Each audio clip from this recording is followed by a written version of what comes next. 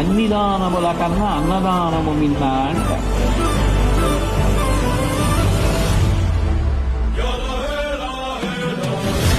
అంటే ఇప్పుడు ఒక వ్యక్తికి ప్రాణదానం చేసినటువంటి ఫలితం అన్నదానం చేసిన వాడికి దక్కుతోంది.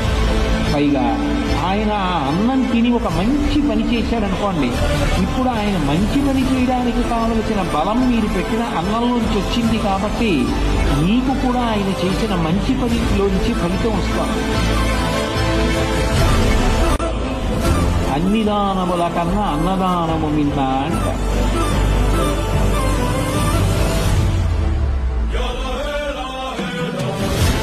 అంటే ఇప్పుడు ఒక వ్యక్తికి ప్రాణదానం చేసినటువంటి ఫలితం అన్నదానం చేసిన వాడికి దక్కుతోంది.